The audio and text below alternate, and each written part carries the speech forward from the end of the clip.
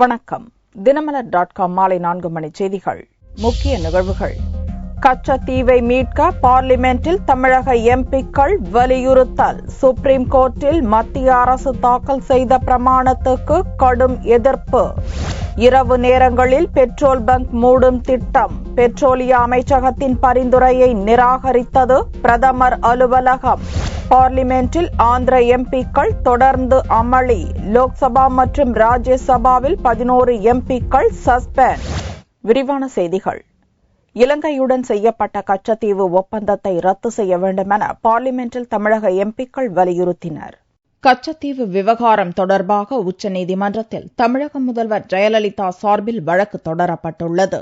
இந்த வழக்கில் மத்திய அரசு கடந்த வாரம் தாக்கல் செய்த அபிடவிட் மனுவில் கச்சத்தீவு இந்தியாவுக்கு சொந்தமல்ல என்றும் அதை திரும்ப பெற முடியாது என்றும் கருத்து தெரிவித்திருந்தது.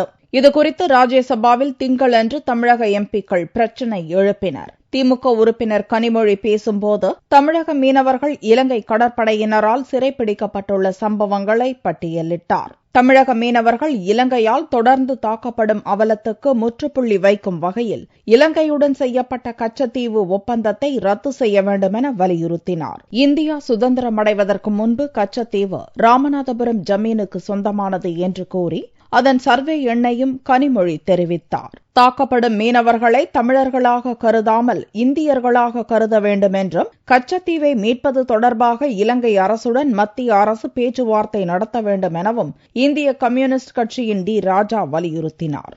அதிமுக உறுப்பினர் மைத்ரேயன் பேசுகையில் தமிழக மீனவர்கள் மீது இலங்கை கடற்படை நடத்தும் தொடர் தாக்குதல் குறித்து முதல்வர் ஜெயலலிதா பலமுறை கடிதம் எழுதியும் மத்திய அரசு எந்தவித நடவடிக்கையும் எடுக்கவில்லை என்று சாடினார். இலங்கையில் நடந்த இனப்படுகொலையில் துவங்கி மீனவர்கள் மீது தொடர்ந்து நடந்து வரும் தாக்குதல்கள் அனைத்திலும் தமிழகத்துக்கு எதிரான காட்சியாக காங்கிரஸ் இருப்பதாக குற்றம் சாட்டிய மைத்ரேயன் லோக்சபா தேர்தலில் அதிமுக அமோக வெற்றி பெறும் என்றும் ஆட்சி மாறி கச்சத்தீவை ஜெயலலிதா மீட்பார் என்றும் ஆவேசமாக கூறினார். காங்கிரஸ் உறுப்பினர் மணிசங்கர் ஐயர் பேசும்போது கனிமொழி கூறிய ஆவணங்களை மேற்கோள் காட்டி கச்சத்தீவு இந்தியாவுக்கே சொந்தம் என்று கூறினார். பாரதிய ஜனதா உறுப்பினர் வெங்கையா நாயுடு பேசும்போது கச்சத்தீவு விவகாரம் தொடர்பாக அனைத்துக் கட்சி கூட்டத்தை கூட்ட ஆலோசிக்க வேண்டும் என்று வலியுறுத்தினார்.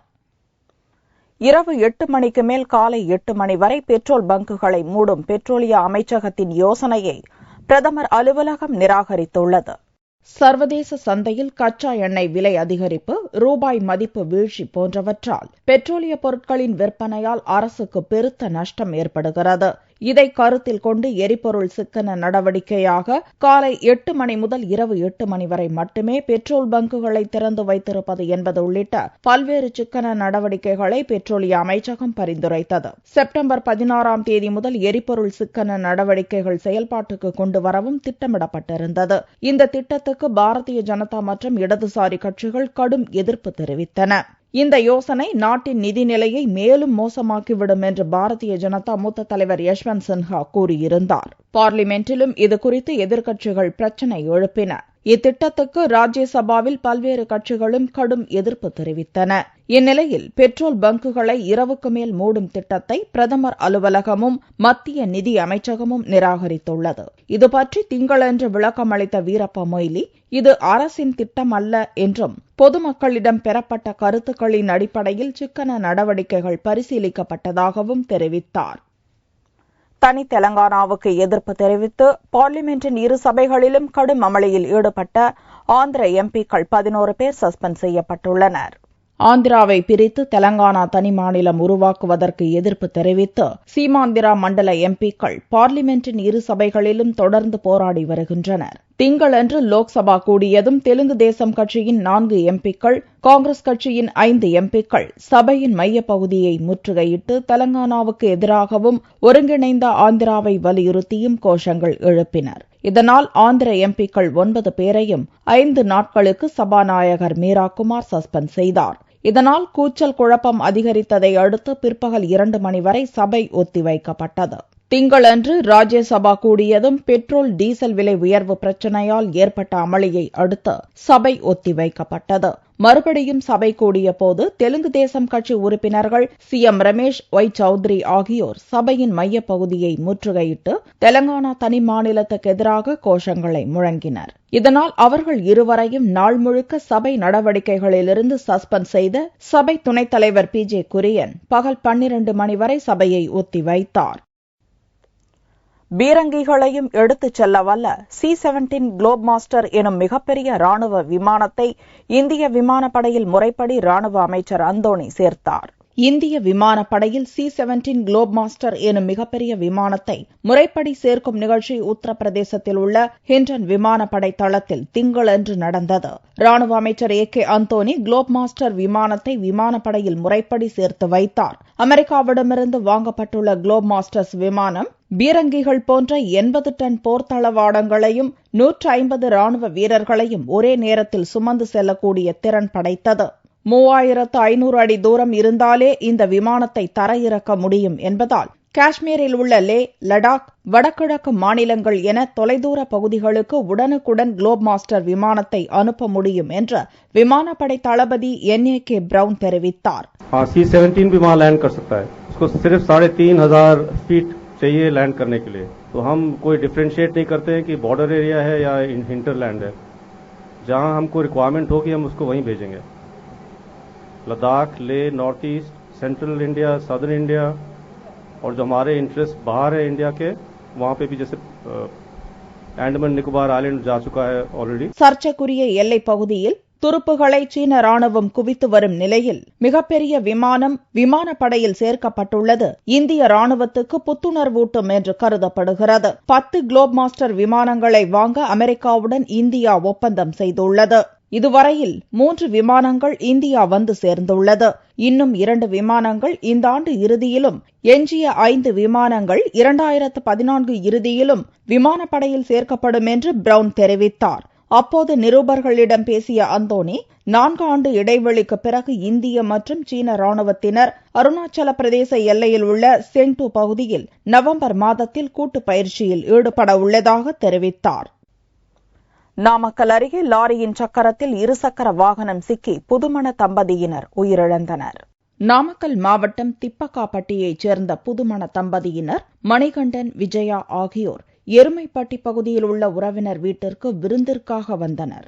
நாமக்கல்லில் உள்ள தனியார் நிறுவனத்தில் பணிபுரியும் மணிகண்டன் திங்களன்று காலை தனது மனைவியுடன் எருமைப்பட்டியிலிருந்து இருசக்கர வாகனத்தில் ஊர் திரும்பினார். எருமைப்பட்டி அரசு மேல்நிலைப்பள்ளி அருகே வந்து கொண்டிருந்த போது முன்னால் சென்ற லாரியை முந்தி செல்ல மணிகண்டன் முயன்றுள்ளார். அப்போது ஏற்பட்ட விபத்தில் லாரியின் பின்புற சக்கரத்தில் இருவரும் சிக்கினர். இந்த விபத்தில் மணிகண்டன், திவ்யா இருவரும் உடல் நசுங்கி சம்பவ இடத்திலேயே பரிதாபமாக பலியாயினர்.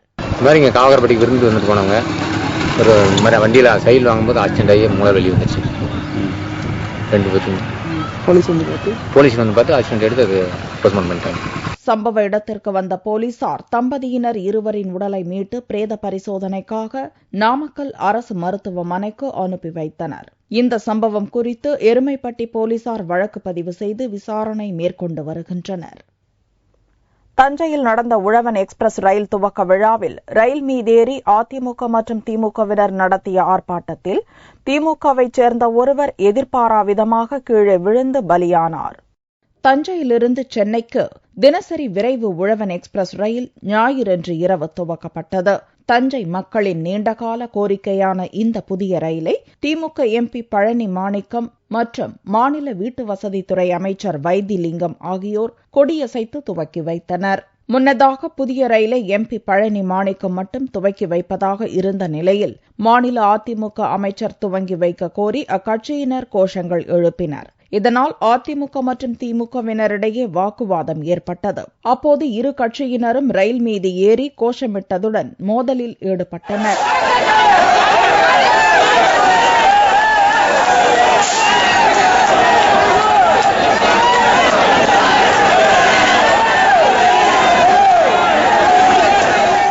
ரயில் மீதேறி இரு கட்சியினரும் நடத்திய ஆர்ப்பாட்டத்தில் திமுகவைச் சேர்ந்த ராஜா என்பவர் எதிர்பாராவிதமாக ரயிலில் இருந்து கீழே விழுந்து உயிரிழந்தார்.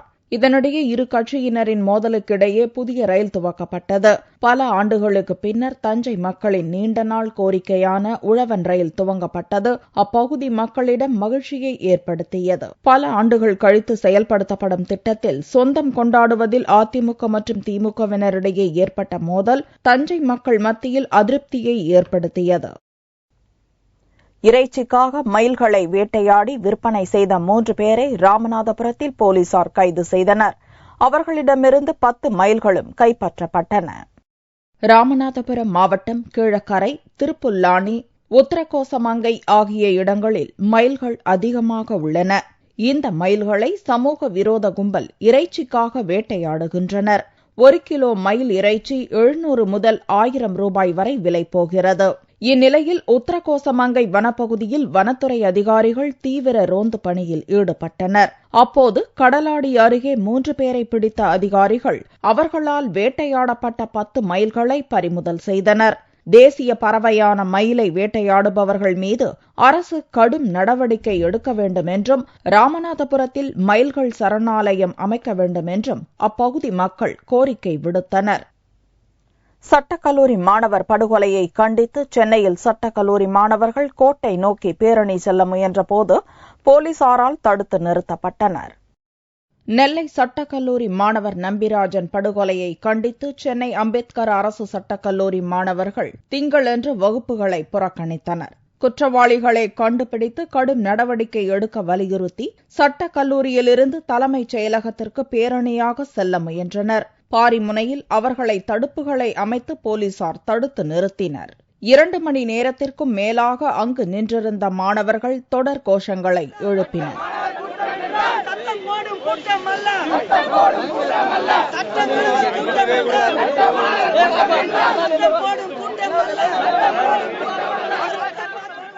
திருநெல்வேலி மாணவனை சட்டக்கல்லூரி படுகொலை செய்யப்பட்ட அந்த கொலையாளிகளை உடனடியாக நீதிமன்றத்தின் முன் நிறுத்தி தண்டனை வாங்கி தருமாறு மிகவும் பணிவுடன் கேட்டுக்கொள்கிறோம்.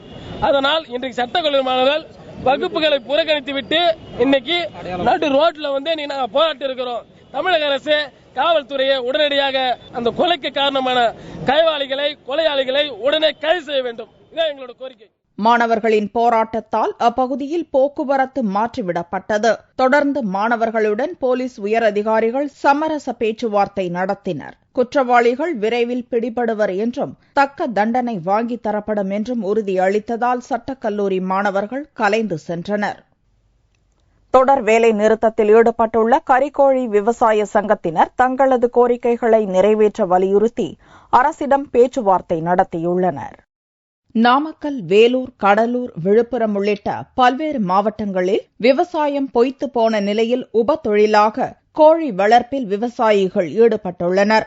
தமிழ்நாடு கறிக்கோழி வளர்ப்பு விவசாயிகள் சங்கத்தின் மூலம் கடந்த 5 ஆண்டுகளாக இந்த தொழிலில் ஈடுபட்டுள்ளோர் கூலி உயர்வு கேட்டு போராடி வருகின்றனர். 1 கிலோ கோழி வளர்ப்பிற்கு 42 நாள் உழைப்பிற்கு கோழிக்குஞ்சு நிறுவனங்கள் 16 ரூபாய் வழங்க கோரி இச்சங்கத்தினர் கடந்த 16ஆம் தேதியிலிருந்து வேலை நிறுத்த போராட்டத்தில் ஈடுபட்டுள்ளனர்.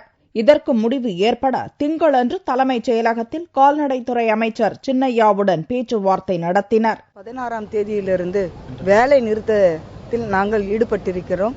கோழிகளை ஏற்ற மாட்டோம், கோழி குஞ்சுகளை இறக்க மாட்டோம். எங்களுக்கு வளர்ப்பு கூலியாக கிலோ ஒன்றுக்கு 16 ரூபாய் தர வேண்டும் என்ற நிலையில் நாங்கள் வேலை நிறுத்தத்தை தொடர்ந்து செய்திருந்தோம். கடந்த 20 ஆண்டுகளாக 1 கிலோ கோழி வளர்ப்பிற்கு 2 ரூபாயில் துவங்கி தற்போது 3 ரூபாய் வாங்கி வருவதாக விவசாயிகள் விரக்தி தெரிவித்தனர். 1 கிலோ கோழிக்கறி 140 முதல் 240 ரூபாய் வரை விலை போகும் நிலையில் தங்களுக்குரிய கூலியை உயர்த்தி வழங்க கோரி தொடர்ந்து போராடி வருகின்றனர். தங்கத்தின் விலை திங்கட்கிழமையன்று சவரனுக்கு 144 ரூபாய் அதிகரித்திருந்தது. ஒரு சவரன் தங்கம் 22,880 ரூபாய்க்கு விற்கப்பட்டது. 1 கிராம் தங்கம் 2,860 ரூபாயாக இருந்தது. வெள்ளியின் விலை கிராமுக்கு 1 ரூபாய் 30 காசுகள் அதிகரித்து 1 கிராம் 60 ரூபாய் 80 காசுகளுக்கு விற்கப்பட்டது. பார் வெள்ளியின் விலை 56,830 ரூபாயாக இருந்தது. தினமலர் நாளிதழ் மற்றும் 5வது தூண் அமைப்பு சார்பில் தகவல் அறியும் உரிமை சட்டம் குறித்த பயிற்சி முகாம் கோவையில் நடந்தது. கடந்த 2005ஆம் ஆண்டு மத்திய அரசால் அமல்படுத்தப்பட்ட தகவல் அறியும் உரிமை சட்டம் குறித்து பொதுமக்கள் மத்தியில் இன்னும் போதிய விழிப்புணர்வு ஏற்படவில்லை. இந்த சட்டத்தின்படி அரசு துறைகளில் தேவைப்படும் அடிப்படை தகவல்கள், ஆவணங்களை மக்கள் பெற முடியும். இதுகுறித்த விழிப்புணர்வை மக்களிடம் கொண்டு செல்லும் பணியில் தினமலர் நாளிதழ் மற்றும் 5வது தூண் அமைப்பு ஆகியவை களமிறங்கியுள்ளன. லஞ்சத்திற்கு எதிராக பள்ளி, கல்லூரிகளில் லஞ்சத்திலிருந்து விடுதலை என்ற பெயரில் விழிப்புணர்வு நிகழ்ச்சி நடத்தப்பட்டு வரும் நிலையில் அதன் அடுத்த கட்டமாக கோவை ஆர்எஸ்புரத்தில் தகவல் அறியும் சட்டம் குறித்த விழிப்புணர்வு முகாம் நடத்தப்பட்டது. இந்த முகாமில் 5வது தூண் அமைப்பின் தலைவர் விஜய் ஆனந்த் தகவல் அறியும் சட்டத்தில் உள்ள பயன்கள் குறித்து விளக்கினார். இதுபோன்ற நிகழ்ச்சிகள் தமிழகம் முழுவதும் நடத்தப்பட வேண்டும் என்றும் இதன் மூலம் நாட்டில் லஞ்சத்தை ஒழிக்க முடியும் என்றும் பயிற்சி முகாமில் கலந்து கொண்டவர்கள் தெரிவித்தனர். இந்த தகவல் அறியும் உரிமை சட்டங்கிறது என்னன்னு எனக்கு தெரியாது. யானை வரும் பின்னே மணி ஓசை வரும் முன்னேங்கிற மாதிரி இந்தியாவில் லஞ்சத்தை ஒழிக்கிறதுக்கு தினமலர் எடுத்திருக்கிற முயற்சி ஒரு முன்னுதாரணமா இருக்குது. இதை தொடர்ந்து அனைத்து தரப்பினரும் தினமலரை பின்பற்றி எல்லோரும் முன்வந்து செய்யணுங்கிறது என்னோட விருப்பம். இந்த நிகழ்ச்சி எல்லா இடங்களையும் அடிக்கடி நடக்கணும். அப்பதான் எல்லாருக்கும் நல்ல விழிப்புணர்வு வரும். இதன் மூலியமா இந்த தகவல் அறியும் உரிமை சட்டம் முழுமையா பயன்படுத்தப்படும், லஞ்சம் ஒழிக்கப்படும். முன்னதாக முகாமில் விளக்கப்படங்கள் திரையிடப்பட்டன. மீண்டும் செய்திகள் இந்திய நேரப்படி இரவு 8 மணிக்கு. வணக்கம்.